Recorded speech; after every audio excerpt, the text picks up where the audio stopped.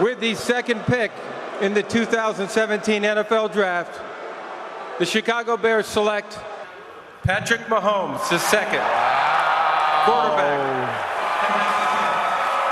It is Patrick Mahomes, the second, not Deshaun Watson. Watson, Mitch Trubisky, two of the top quarterbacks in a somewhat thin quarterback class this year. Here's Mel's new mock draft 2.0, which is just out. He's got the defensive end Myles Garrett going number 1. Then he has Mitch Trubisky at 2, Deshaun Watson going 10. Break!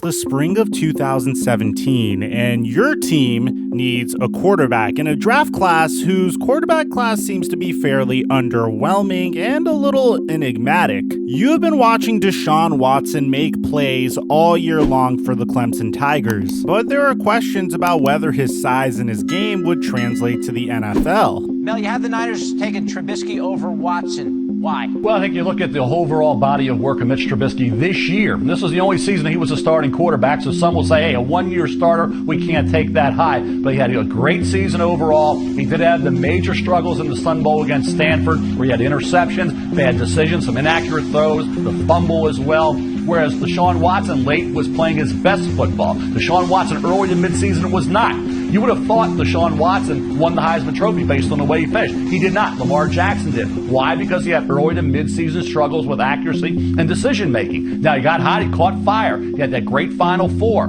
culminating with the game against Alabama where he was lights out, same as last year against Nick Saban's defense. But when you put it all together, I gave the slight edge to Mitch Trubisky for number 2 overall pick to the San Francisco 49ers. You have been watching Patrick Mahomes in his epic duel against Baker Mayfield, creating video game numbers for himself with the Texas Tech Red Raiders. But Mahomes is ruled as a bit of a project, and you've seen gunslingers like Mahomes before that have turned out to become colossal busts. Then you see a player that has been skyrocketing atop draft boards, a player who has been compared to the likes of Drew Brees despite playing only a handful of games in North Carolina. The player that we are talking about is none other than Mitchell Trubisky. So you are the Chicago Bears. You hired a general manager who is practically obsessed with Drew Brees. Literally, in Ryan Pace's introductory conference as the Chicago Bears' brand new general manager, he referenced Drew Brees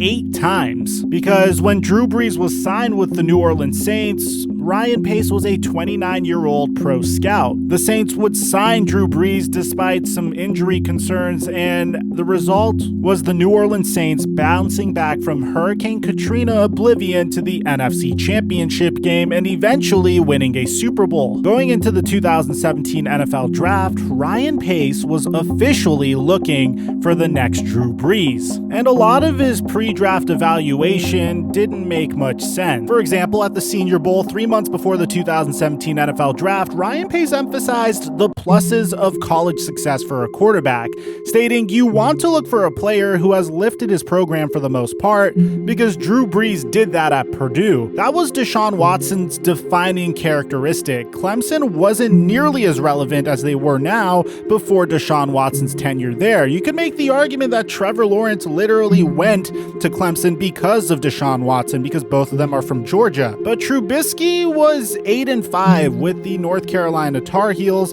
and they would lose to the Sun Bowl as well. Deshaun Watson was able to go all the way and beat the Alabama Crimson Tide dynasty to win a national championship. For one reason or another, it seemed like the Chicago Bears wanted nothing to do with Deshaun Watson. They held dinners with Mitchell Trubisky and Patrick Mahomes, but not Deshaun Watson. They would visit Mitchell Trubisky in Chapel Hill and Patrick Mahomes in Lubbock, Texas, and would host private on-campus workouts with both Trubisky and Mahomes, but not with Watson. While during his dinner, Trubisky was very charming and had a smooth, flowing conversation with the Chicago Bears front office, Patrick Mahomes had an undeniable swagger when he would showcase his incredible arm strength and his ability to make no-look throws in that same workout. It was officially known that the Chicago Bears' number 2 quarterback on their board was officially Patrick Mahomes and not Deshaun Watson. Now, head coach John Fox, who had Deshaun Watson as his top quarterback, didn't really know that Ryan Pace intended to select a QB until the morning of the draft. You see, Jay Cutler was injured during the 2016 NFL season, and he was coming off of a very paltry year where he only played 5 games, but the Bears lost a majority of those games. He threw for 4 touchdowns and 5 interceptions and was clearly regressing from the year prior, where he was able to throw 21 touchdowns and 11 interceptions. It was especially surprising considering how, once again, this quarterback class was considered to be very weak. The Chicago Bears would eventually elect to draft Mitchell Trubisky, and we all know what would happen from there. After 1 year with the team, John Fox would get fired after the 2017 season, and Matt Nagy was brought in from the Kansas City Chiefs as the offensive coordinator to potentially build an offense around Mitchell Trubisky's talent. For the most part, year 1 went remarkably well. The Chicago Bears traded for all-pro defensive end Khalil Mack, built one of the greatest defenses in the entire NFL, plugged in Mitchell Trubisky at the quarterback position, and saw him throw 24 touchdowns to 12 interceptions for over 3,200 yards and completing 67% of his passes. The Chicago Bears were a favorite to come out of the NFC until an unfortunate missed field goal by Cody Parkey in the NFC wildcard held them back. And ever since then, Mitchell Trubisky hasn't really been the same. He's been regressing more and more year after year until this past offseason saw the Chicago Bears not even pick up the 5th year on his contract. This past offseason, the Chicago Bears went out and signed Nick Foles just for some insurance, and 4 games into the season, Nick Foles was plugged in as the starter for the Chicago Bears. Meanwhile, ever since then, Patrick Mahomes has won an NFL MVP in the 2018 NFL season and a Super Bowl in the 2019 NFL season, and is viewed as literally the LeBron James of the NFL. Literally at the time of this video, Mahomes has thrown 106 touchdowns to 20 interceptions, completing 67% of his passes, winning 34 games and losing only 8 in 42 games played. Chicago Bears fans love to ask the question, what if? What if the Chicago Bears actually took Patrick Mahomes as opposed to Mitchell Trubisky? What if Ryan Pace wasn't absolutely obsessed with trying to find Drew Brees and just looked for the next great quarterback without these biases? What would be the butterfly effect of drafting Patrick Mahomes as opposed to Mitchell Trubisky, and how would it affect the rest of the entire NFL? So what's going on, guys? It's your boy Mike here, and this is by far the most difficult video that we have ever made on this channel. It took weeks to produce this content, so if you could take a moment to leave a like, subscribe, and turn on our notifications, suggest other what-if scenarios in the comment section down below as we dive into how the NFL would be completely altered if the Chicago Bears chose one of the greatest generational talents in NFL history over Mitchell Trubisky.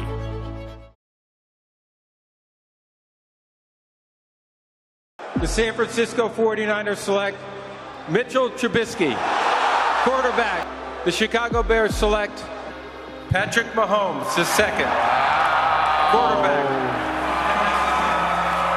It is Patrick Mahomes the second, not Deshaun Watson. The Chicago Bears, who in the offseason paid big money to Mike Glennon to go there and be the quarterback. It's a 3-year deal, but really a 1-year and we'll see deal for Mike Glennon at $14 million. And it may be, we may not see a shocker, not defense, a quarterback. Right away, we see one of the biggest butterfly effects in the entire NFL draft. You see, it's not too far-fetched of a scenario to assume that the San Francisco 49ers were going to use the 2nd overall pick in the NFL draft on Mitchell Trubisky. After all, they went into that season trotting out Brian Hoyer. For the most part, all mock drafts have selected the San Francisco 49ers to take Mitchell Trubisky. He would have been a seamless fit into Kyle Shanahan's system as well. And as a matter of fact, they had the Chicago Bears so convinced that this was going to happen that in order for the Chicago Bears to get their hands on Mitchell Trubisky, they had to trade the number 3 pick in the draft, the number 67 pick in the draft, and the number 111th pick in the NFL draft, as well as a 2018 third-round pick in order to secure Mitchell Trubisky. But any idea who the 67th pick in the NFL draft was? Thank you. With the 67th pick in the 2017 NFL Draft, the New Orleans Saints select Alvin Kamara, running back, Tennessee. Well, if you want big plays, Alvin Kamara was the guy for Tennessee, even though he wasn't the starter. I know what you guys might be thinking. Mike, Jordan Howard had 1,122 yards rushing that season. They already have Tariq Cohen as well. Why would they draft Alvin Kamara? And to be honest, I couldn't exactly tell you. All I could tell you is that despite almost averaging 1,000 yards rushing the very next season, the Chicago Bears would elect to move on from Jordan Howard at the very first opportunity that they got. So, seeming as they would draft David Montgomery in 2 years from now and how Alvin Kamara fell into their laps at the 3rd round, I could see the Chicago Bears taking a stab at him, forming a RBC of Tariq Cohen, Jordan Howard, and Alvin Kamara during Kamara's rookie year. So far, the biggest changes that have occurred is Mitchell Trubisky is now a member of the San Francisco 49ers, Patrick Mahomes gets drafted by the Chicago Bears, and since the Chicago Bears never traded the pick that became Alvin Kamara, they in turn drafted Alvin Kamara. So what happens to the Houston Texans? Well, the Houston Texans still trade up to select Deshaun Watson, fearing that all the good quarterbacks are going to be gone by the time it's their turn to pick. Whereas the Kansas City Chiefs don't really have an opportunity to move on from Alex Smith, so they decide to draft guard Forrest Lamp with their 27th pick, which isn't necessarily the worst case scenario because it gives the Kansas City Chiefs an opportunity to play out Alex Smith's final year under center, which is what they ended up doing in real life anyway. In real life, Alex Smith would have the greatest season of his entire career by throwing for over 4,000 yards for the Kansas City Chiefs. To complement that, he would throw for 26 touchdowns and 5 interceptions, and he would start under center for 15 games. But in real life, the reason why he didn't play that last game was so Andy Reid could give Patrick Mahomes a run so he could get his feet wet. In this scenario, not much else would change. Andy Reid would bench Alex Smith for the final game of the season to make sure that he doesn't sustain an injury for their big wild card matchup, which in real life they would lose to the Tennessee Titans after the Titans would come back down 21-3 from the Kansas City Chiefs to end the Kansas City Chiefs season. So just like in real life, the Kansas City Chiefs would finish the season with a 10-6 record and lose to the Tennessee Titans in a heartbreaker in the wild card playoffs. As for the San Francisco 49ers, when we compare their 2017 NFL season in real life to what we have going on in this simulation, in 2017, the San Francisco 49ers started the season 0-8 before they would trade for Jimmy Garoppolo halfway through the season. Since they have Mitchell Trubisky, Jimmy Garoppolo never ends up getting traded and ends up staying in New England behind Tom Brady. Upon the acquisition of Jimmy Garoppolo in real life, Kyle Shanahan would bench Jimmy G for 5 weeks because of the complexities of his offense. So as a result, we're going to assume that Kyle Shanahan does the exact same thing with Mitchell Trubisky, but maybe even longer because Mitchell Trubisky is a rookie, say about 7 weeks. The way I perceive Trubisky is currently he's a poor schematic fit for Matt Nagy's offense. If you compare Trubisky's play action advanced statistics to Jimmy Garoppolo's, and even his on-target percentage, bad throw percentage, and drop percentage to Jimmy Garoppolo, you'd see that across the board from the very beginning, Mitchell Trubisky is clearly the inferior prospect here. But for what Trubisky lacks in pure talent, he makes up for in the fact that he has a head coach that is an offensive genius. After poring over hours of Mitchell Trubisky film, I figured out that his main problem is that he has incredibly inconsistent mechanics and has absolutely no confidence in himself in the strangest situations. But in this scenario, he's supported by Kyle Shanahan's versatile running attack and a fairly sound play action game. So in reality, the 49ers went 6-10 under Kyle Shanahan's inaugural season, This time, I have the 49ers going 4-12. This is because I consider Mitchell Trubisky to be a slight downgrade from Jimmy Garoppolo, and this is also his rookie year. But we haven't had enough snaps with him under center to truly understand whether he could be the face of this franchise, so for the most part, he's considered to be a player with a lot of upside. So in order to create this what-if scenario for Patrick Mahomes on the Chicago Bears, there's a bunch of variables that we have to take into consideration. So let's compare Patrick Mahomes' reality to what Patrick Mahomes is going to be experiencing in this simulation. What happened in Patrick Mahomes' real life in 2017, he had Andy Reid as a head coach, Matt Nagy as an offensive coordinator, and Mike Kafka as the quarterback's coach. Now, obviously, Matt Nagy had some hand in Patrick Mahomes' development, but in my opinion, Mahomes' success came 100% from being able to sit down for 15 games and watch the way Andy Reid runs his offense. Meanwhile, what Mitchell Trubisky experienced in his rookie year was after the Chicago Bears went 1-4 with Mike Glennon under center, Mitchell Trubisky was thrown into the fire because head coach John Fox felt his seat warming up a little bit. Trubisky would start in 12 games, he would win 4 of them and would lose 8 of them. He would have a 59% completion percentage, throw for just over 2,000 yards, and throw for 7 touchdowns to 7 interceptions. And frankly, I can't really blame him because he was set up for failure from the get-go.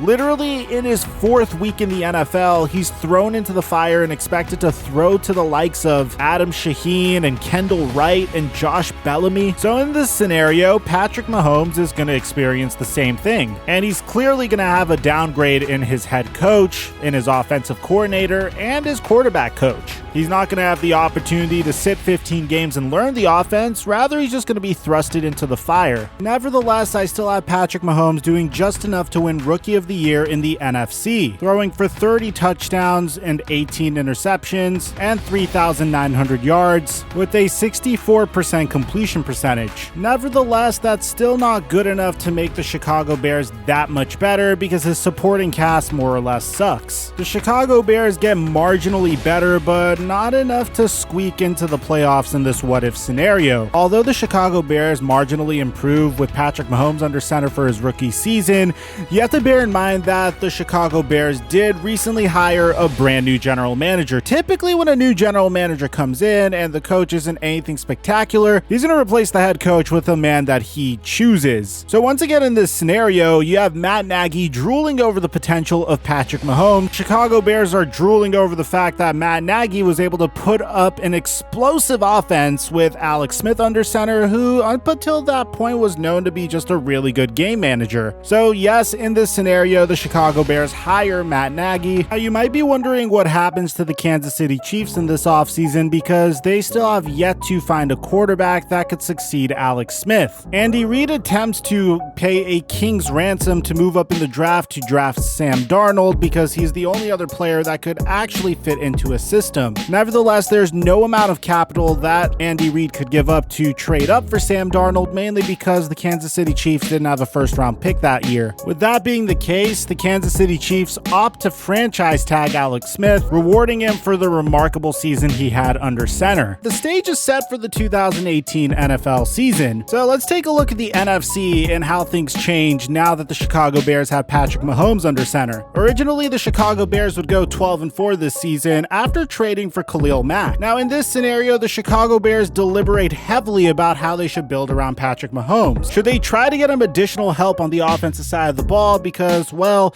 Kendall Wright isn't really the greatest number 1 option for a successful game-changing franchise quarterback? Or should they focus their attention on the defensive side of the ball, something that is completely out of Patrick Mahomes' control that could really help uplift him in those tough playoff situations? After much deliberating, the Chicago Bears pounce on the opportunity to trade for Khalil Mack, giving up 2 first-round picks as they would do in real life. This is met with much scrutiny because a lot of analysts and experts wonder what are they going to do in terms of getting Patrick Mahomes the support he needs. Luckily for the Chicago Bears, Taylor Gabriel, 3rd-round pick Anthony Miller, and newly acquired free agent signee Allen Robinson just fit the bill. There was initial hope that former top 5 pick Kevin White would pan out, but he would only play in 9 games. games that season and would barely play at all due to injury once again. Nevertheless, the fact that the Chicago Bears acquired Khalil Mack alongside with the absolutely terrifying offense that features Patrick Mahomes, Alvin Kamara, Allen Robinson, and the boost that Taylor Gabriel gets from Patrick Mahomes throwing him the football results in one of the most complete NFL football teams in NFL history. The Chicago Bears go 15-1 behind Patrick Mahomes' record-breaking season. They would do this while averaging 38 points per game, which was good enough for first in the NFL. Alvin Kamara would have over 1,500 yards from scrimmage to go with 11 touchdowns that year. Patrick Mahomes would rewrite record books this year,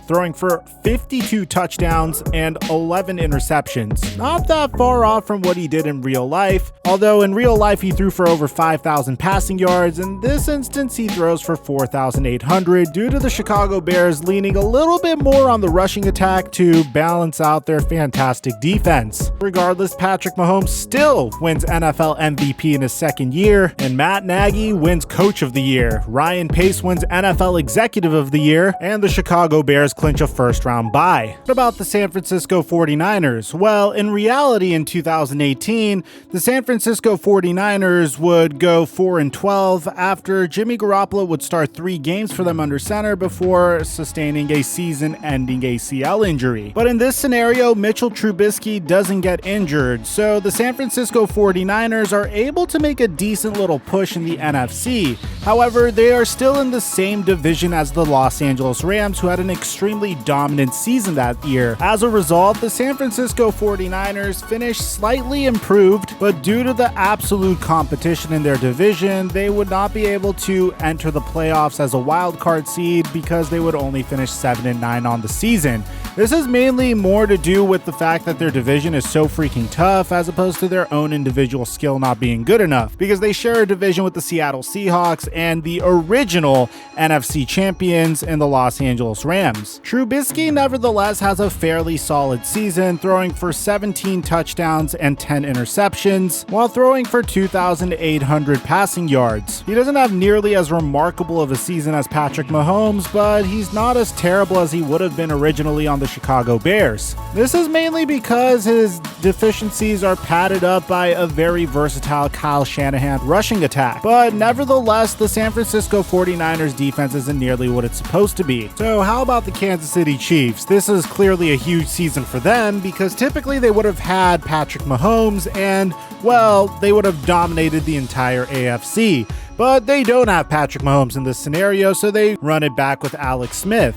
Now, in reality, what happened to Alex Smith is 10 games into the season, he sustained a freak broken leg injury. In this scenario, after the Kansas City Chiefs won during Week 1, Alex Smith tears his ACL in Week 2 against the Pittsburgh Steelers. This knocks him out for the rest of the entire season, and the Kansas City Chiefs are forced to run it with Chad Henne under center. This results in the Kansas City Chiefs relying heavily on Kareem Hunt, but their offense becomes a little bit predictable, which means Tyreek Hill slightly regresses this season, posting only 800 receiving yards, and the Kansas City Chiefs finish the season with a 2-14 record. The Hunt family begins to wonder whether Andy Reid is truly the solution at the head coaching position, but nevertheless, they are not going to judge him based off of one season where his quarterback got injured. Now, going into the 2018 NFL playoffs, there are a lot of changes at bay. The top seeds in the NFC and in the AFC are different than what they originally were. You see, originally the AFC number 1 seed was the Kansas City Chiefs and the NFC number 1 seed was the New Orleans Saints. But since the Kansas City Chiefs don't have Patrick Mahomes and Alex Smith sustained a season-ending injury, the New England Patriots are the new number 1 seed in the AFC. The Chicago Bears are the new number 1 seed in the NFC and get a first-round bye, which means this doink by Cody Parkey never happens in the NFC playoffs. Rather, the New Orleans Saints make short work of the Philadelphia Eagles in the first round of the wild card playoffs before they meet the Chicago Bears in the divisional round. The Chicago Bears make short work of the New Orleans Saints, but hey, good news New Orleans, at least your season didn't end on a controversial pass interference call that was never called. The Chicago Bears then meet the Los Angeles Rams in the NFC Championship, where Vic Fangio is easily able to dissect the jet motion offense that Sean McVay uses by installing the 5-2 bear. I mean, it seems fitting, right? Because after all, we are the Chicago Bears. So essentially what ended up happening to the Los Angeles Rams in the Super Bowl is what ended up happening to them in the NFC Championship. The only reason I could justify this is Vic Fangio and has been a defensive coordinator for football in general for 40 years and has been in the NFL as a defensive coach for 34 years. So I think he's more than capable of devising a defense that could easily stop the Sean McVay jet motion offense, which means the New England Patriots meet the Chicago Bears in Super Bowl 53. Now, originally the New England Patriots met the Los Angeles Rams in one of the most boring Super Bowls in NFL history, as Bill Belichick just destroyed Sean McVay's jet motion sweep offense on national television. In this scenario, NFL fans get the matchup of their dreams as Patrick Mahomes, the NFL's rising star and the future face of the NFL, goes up against the greatest quarterback of all time in Tom Brady. The NFL is especially pleased because this is by far one of the most marketable Super Bowls of all time, but in this scenario, Bill Belichick needs to game plan for Patrick Mahomes, Alvin Kamara, Khalil Mack, and Vic Fangio's defense, and seeing how they lost to the Philadelphia Eagles the year prior, the New England Patriots just find all of that to be way too much for them to handle as Patrick Mahomes and the Chicago Bears win Super Bowl 53. Going on to the offseason, here's where what ifs get absolutely beautiful. Do you remember how the San Francisco 49ers went 7-9 instead of 4 of 12? Well, that means they never get the opportunity to draft Nick Bosa with the number 2 overall pick, which means their defense never really turns into that juggernaut that they were supposed to turn into. Meanwhile, you remember the Kansas City Chiefs, whose starting quarterback suffered a torn ACL? Well, they finished with a 2-14 record. That season, the Arizona Cardinals finished with a 3-13 record to draft Kyler Murray, which means First pick in the 2019 NFL Draft, the Kansas City Chiefs select Kyler Murray, quarterback, Oklahoma. And so it is. The assumed is really happening. Kyler Murray, the Heisman Trophy winner out of Oklahoma, at 5'10" and 1/8 inch. which means Josh Rosen would still have a job right now in the NFL, although I guess he technically has a job as a member of the Tampa Bay Buccaneers practice squad, but you get what I mean. Now, to deduce how Kyler Murray would do in his rookie season under center for Andy Reid's Kansas City Chiefs, you have to take a look at what he actually did in reality during his rookie season for the Arizona Cardinals with absolutely no supporting cast around him and a horrible offensive line. In that scenario, Kyler Murray was able to throw for 20 touchdowns, 12 interceptions, complete 64% of his passes for 3,722 passing yards. Now, you take that situation, you upgrade his head coach to Andy Reid, his offensive coordinator to Eric Bieniemy, you give him wide receivers like Tyreek Hill, Sammy Watkins, and Travis Kelce, and you give him a fantastic offensive line that's composed of Mitchell Schwartz and former number 1 overall pick Eric Fisher, and I have Kyler Murray having one of the best rookie seasons that we've ever seen in NFL history,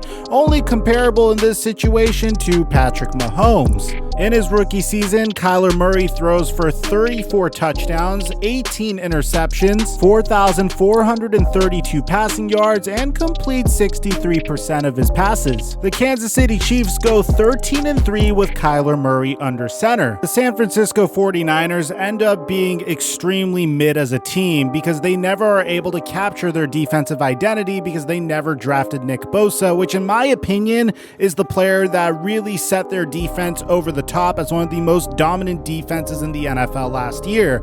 As a result, the 49ers finish with a 6-10 season, and Kyle Shanahan is fired at the conclusion of the season and is written off as a brilliant offensive coordinator and only a brilliant offensive coordinator. Mitchell Trubisky has another mid-season. He's considered to be a fairly decent game manager, but not anything that special, and a very average quarterback at best. Which leaves San Francisco 49ers fans pondering the question, what if they had selected Patrick Mahomes with the number 2 overall pick as opposed to Mitchell Trubisky. The Kansas City Chiefs, on the other hand, take the NFL by storm, storming all the way to the AFC Championship, where they meet the Tennessee Titans. The Chiefs are able to get past the Tennessee Titans to meet the Chicago Bears in the Super Bowl. The Chicago Bears didn't necessarily have an easy path to the Super Bowl. After winning their first Super Bowl the year prior in the Patrick Mahomes regime,